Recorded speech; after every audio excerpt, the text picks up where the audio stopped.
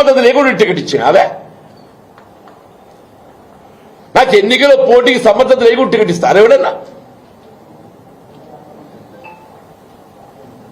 నేను చెప్పింది నేను 2 సార్లు ఏదైతే కేసీఆర్ గారు తెలంగాణ రాష్ట్ర ఏర్పాటు ఉద్యమం జాగృతి చేయడానికి కొరకు ఏదైతుందో వారు పదవులు త్యాగం చేసి ఎన్నికలు పోటీ చేస్తే నలుగురు కమిటీలు పెట్టింది అక్కడ.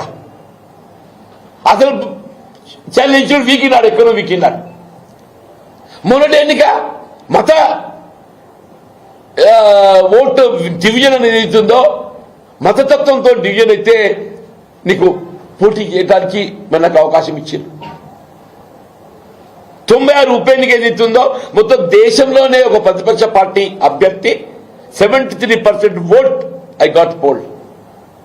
నీలాగా కాదయా నేను ఎమ్మెల్సీ గెలిచిన అని చెప్పంటే రాజకీయాలకు అతీతంగా చెప్పంటూ రాజకీయాలకు అతీతంగా ఆయన మొత్తం శాసన మండలి పరిధిలో ఇద్దరిద్దరు ఎమ్మెల్యేలే. కానీ ఇవాళ 20 మంది ఎమ్మెల్యేలు పెట్టుకొని ఇదే రేవంత్ రెడ్డి గారు కాలుకు బల్పం కట్టుకొని మొత్తం జిల్లాలు తిరిగిండా? ఎందుకు గెలిపేది మన శాసన మండలి? ఇదే రేవంత్ రెడ్డి గారు ముఖ్యమంత్రిగా మొత్తం జిల్లాలు తిరిగిండు, పెట్టుబడి పెట్టిండు, మరి ఎందుకు గెలవలేదే?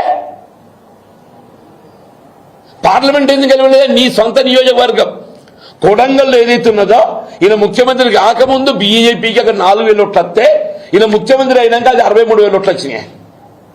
కొడంగల్లో మహబూబ్నగర్ పార్లమెంట్ నియోజకవర్గ పరిధిలో శాసనసభ ఎన్నికల్లో 4,000 ఓట్లు వస్తే పార్లమెంట్ ఎన్నికల్లో అది 63,000 పెరిగింది, 59,000 ఓట్లు పెరిగింది అంటే దానికి ఎవడు బాధ్యుడే?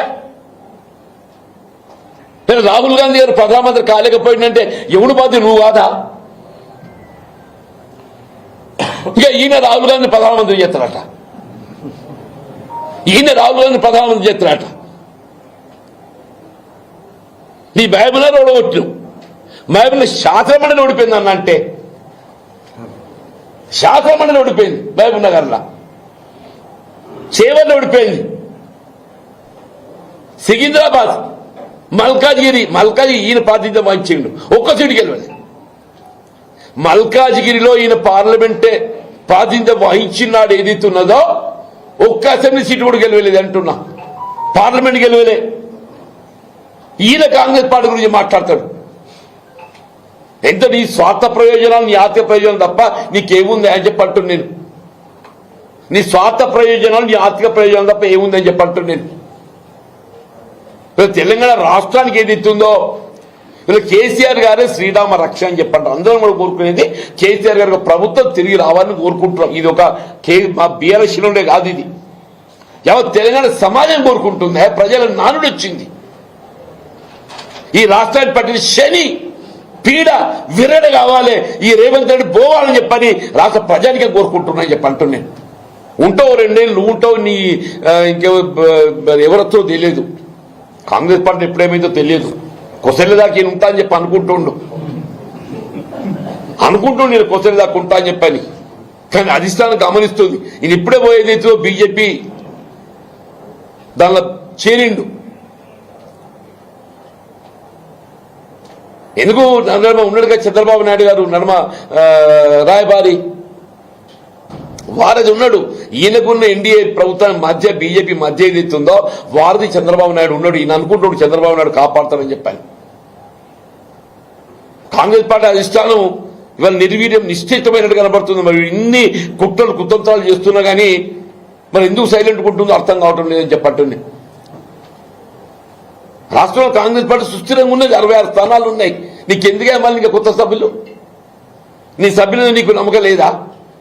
ఎందుకు కాంగ్రెస్ పార్టీ అధిష్టానాన్ని ఏదైతుందో ప్రెషర్ టాక్టిక్స్, నీకంటే కుంపటి ఏర్పాటు చేసుకోవాలి. దయచేసి ఏదైతుందో కనీసం నిన్నటి సభ కేసీఆర్ గారు ఏదైతుందో జగిత్యాల సభ అని చెప్పి జగిత్యాలకి పరిమితం కాదు. వాస్తవం నిన్నటి సభ నేను అంత పెద్ద ఎత్తున మరి కేసీఆర్ గారి అభిమానులు ఎవరు ఊహించిన దానికంటే ఏదైతుందో ఇలా పెద్ద ఎత్తున అని చెప్పి యావత్ తెలంగాణ సమాజం మొత్తం టీవీల ముందు కూర్చున్నారే. జగిత్యాల రోడ్ల మీద ఎట్లయితే ఎల్ఈడీల ముందు కూర్చున్నారో ఆ 8 గంటల సమయం లోపల ఎప్పుడు కేసీఆర్ గారు మాట్లాడతారు, ఏం మాట్లాడతారు, మా భవిష్యత్తు ఎట్లా నిర్దేశిస్తారు, మాకేం ప్రణాళిక ఇస్తారు అని